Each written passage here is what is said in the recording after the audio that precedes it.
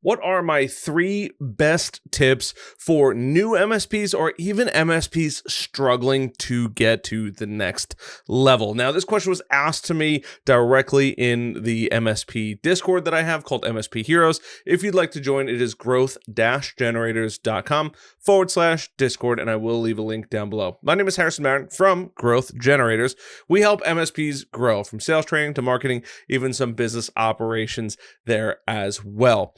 And in this video, like I said, we're going to be covering the 3 best tips I have. But before I get into that, I do have to mention one quick thing. There is a video description, or if you're listening to the podcast, there is a podcast description.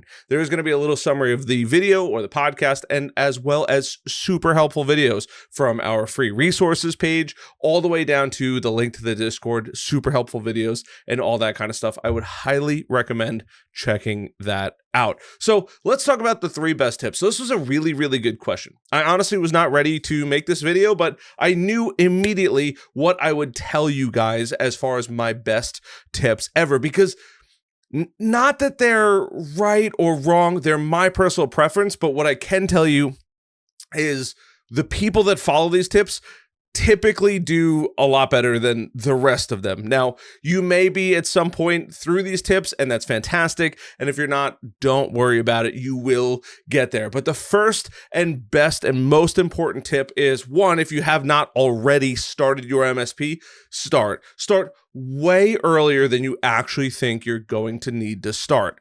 It sounds kind of crazy, but even if you're planning your MSP for a year or 2 down the road, you're starting right now. Start getting the paperwork done. Start doing the stuff, the soft stuff, the stuff that might not cost you any money. Yeah, forming the business might, but hey, learning, interviewing different people, finding out what kind of MSP you want to have, talking to other MSPs. What do you like? What do you not like? Doing that groundwork right off the bat. And then after you actually go start, you get the paperwork done, you kind of figure out your pricing, maybe you do some mock-ups of contracts and that kind of stuff. You immediately learn your target customer. It is so crazy important. I actually just had somebody comment on it in the Discord and said, Harry's right. You got to go get a niche. You got to find a niche, because otherwise you're going to go all over the place. You're going to just go to a local, like, commercial/professional building. Look for a professional park. They're usually in there.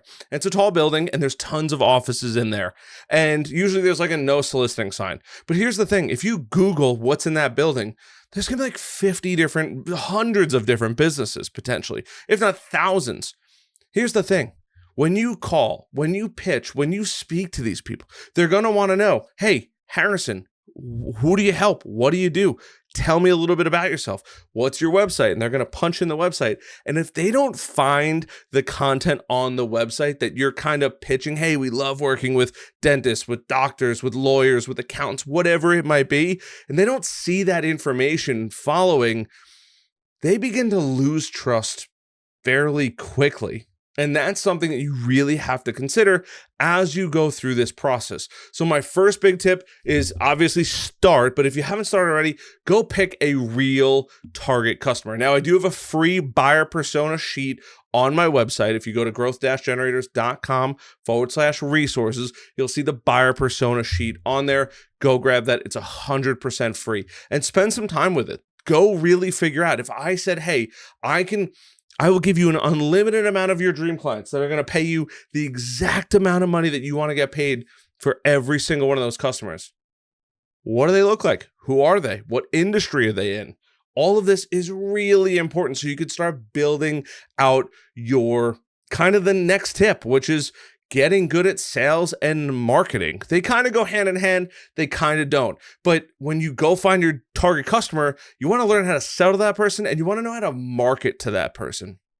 And so tip number 2 is get good at sales and marketing. Now, which one you do first doesn't particularly matter. I would recommend starting with sales first and then moving to marketing. And I always say that because sales will put money in your pocket immediately. Marketing will help you find leads, which you then have to sell. So there's kind of a weird thing there, but having and building and starting your sales skills is crazy important. At the end of the day, you're going to get to a point in the meeting that you go speak to and you're all excited and you're fired up and you're like, this is it. I'm gonna close them. You have to ask one question. Can we do business together? Can we move forward? Would you like to hire us for our services? It may sound slightly different, but at the end of the day, it's really important. You have to build up that courage. You have to ask for the sale, or they're never going to pay you. They're never going to put money in your pocket. And without that, I hate to be the bearer of bad news, but you don't have a business. You have a hobby, right? You have to ask for the sale. So getting good at sales, getting good at talking to people, getting good at going through the process and learning and figuring out what works really well for you is super crazy important. And the second part of that is learning the marketing. I'm not saying you need to be a website genius. You can hire somebody for a website. You can hire a copywriter and all that kind of stuff. That's fine. But you still need to be able to say, hey, if I was to go out and run Facebook ads, would I run it? Would a professional run it? Who would they target? Right? All these are really important. And if you don't have the answers for these, you could be in some hot water, because it's just, you're going to find people and you're going to try to sell them, and you're always going to be looking for that next deal, where marketing should be bringing those sales, or at least bringing those opportunities in so you could close them and do the actual sale. So learning a good bit of marketing, you don't need to be an expert, but enough that you can say, hey, I can make social media posts, write emails, maybe some blog posts for SEO, some content, some kind of avenue, whatever works best for you and your MSP is way too important not to start doing. So I would highly recommend sales and marketing as tip number 2. And last but not least is tip number 3. And while this may be mildly controversial, I truly believe that this is so crazy important. Find a mentor. I know it sounds crazy. Maybe to some people, and you're like, I don't have somebody. That's okay. We all have this little device, a cell phone, and you can call people. But genuinely find a mentor. And if you can't find a mentor, find a group of people that you can bounce ideas off of. That's why we have the Discord. It's specifically for that, is so people can chat and talk and share ideas and kind of build off of one another. It's a great place. I would even take it one step further and finding a mentor, becoming a part of some kind of membership where you can learn and grow. I did this for literally years to learn all of the marketing knowledge that I learned that helped other MSPs grow. It is truly, truly incredible. Even when I was working for an MSP and I was going through my sales training, I still had a mentor, somebody that I could bounce ideas off of, somebody that I could go to. Hey, this sale didn't work. What's going on? Hey, you know what? I'm really struggling with this. What do you recommend? It doesn't have to be the person that's 10 miles down the road. It just needs to be somebody else that is a soundboard that you can, and ironically enough, I'm standing in front of it, but somebody that you could bounce ideas off of. Is this a good idea? Is this a bad idea? Should I do that? It should be somebody either in the industry or has specific knowledge that you like to acquire in your industry. So what does that mean? That means somebody that owns an MSP that might be slightly further ahead or similar spot to you, hopefully slightly further ahead. That's number 1.